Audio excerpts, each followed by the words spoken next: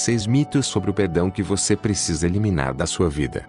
Perdoar os outros é uma exigência para todos os cristãos e podemos ver em Marcos 11:25 que é essencial se também queremos ser perdoados. Se perdoar fosse fácil, não usaríamos a expressão liberar perdão. Como é um tema tão importante, precisamos estar seguros sobre o que Deus nos ensina sobre este tema através da Bíblia. Apresentamos em seguida alguns mitos e ensinamentos errados que existem sobre o perdão. 1. Perdoar é esquecer. Perdoar não é esquecer o que aconteceu no passado. É muito comum ouvirmos que quem perdoou não deve lembrar a situação que fez com que tivesse que perdoar.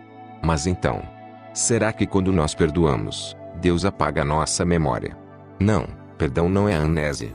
Nós somos seres criados por Deus com uma memória, ou seja, muitas vezes vamos lembrar da ofensa ou da sensação de quando fomos ofendidos.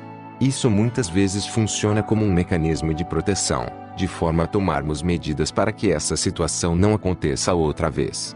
Mas atenção! Se lembramos do que aconteceu e sentimos mágoa, é porque provavelmente não perdoamos verdadeiramente. O perdão liberta e não nos deixa sentir rancor das outras pessoas. Reflita. O perdão não significa que não vamos lembrar do que nos aconteceu, mas vai mudar como nos sentimos em relação a esse acontecimento. 2. Cada ofensa precisa ser perdoada apenas uma vez. Por vezes é preciso voltar a perdoar.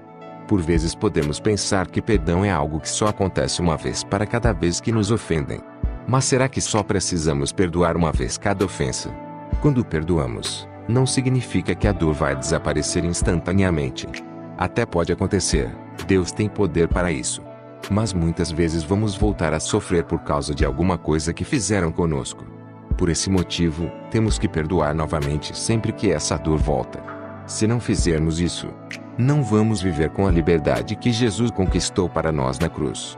Quando lembramos do que aconteceu e sentimos mágoa, é sinal que temos que voltar a perdoar. Caso contrário, ficamos reféns de sentimentos negativos, e isso vai prejudicar gravemente a nossa vida. Considere, ao longo da vida, vamos precisar perdoar certas ofensas mais do que uma vez. 3. Pessoas que insistem no erro não merecem perdão se Deus nos perdoa.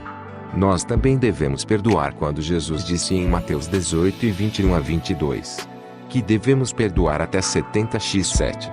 Será que ele queria dizer que só devemos perdoar 490 vezes? Você conhece alguém que esteja contando quantas vezes já perdoou uma pessoa e quando chega aos 490 diz: ok, não preciso mais perdoar esta pessoa. Ela atingiu o limite. O número mencionado por Jesus é ilustrativo. Quando Pedro perguntou para Jesus se deveria perdoar 7 vezes, ele pensava que estava sendo generoso, pois 7 vezes é um bom número para perdoar alguém. Apesar disso, Jesus demonstrou como Deus é muito mais generoso que nós. E devemos perdoar sempre que alguém nos ofende.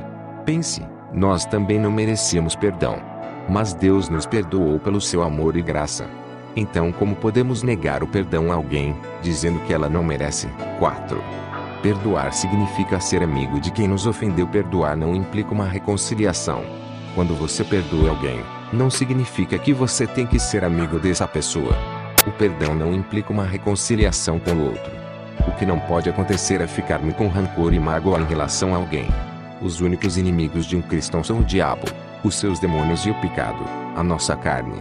Lembre que quem segue a Jesus não luta contra outras pessoas, mas contra poderes espirituais do mal.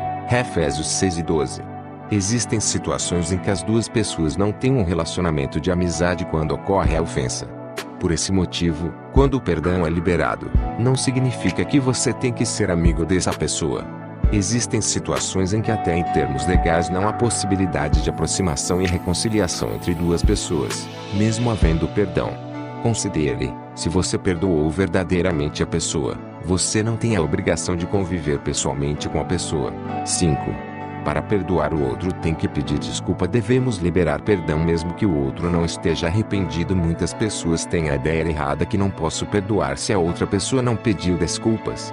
Se acreditamos que só podemos perdoar alguém se ela nos pedir desculpas, o perdão muitas vezes vai ser impossível, porque muitas vezes, algumas pessoas nunca vão nos pedir perdão pelas ofensas causadas.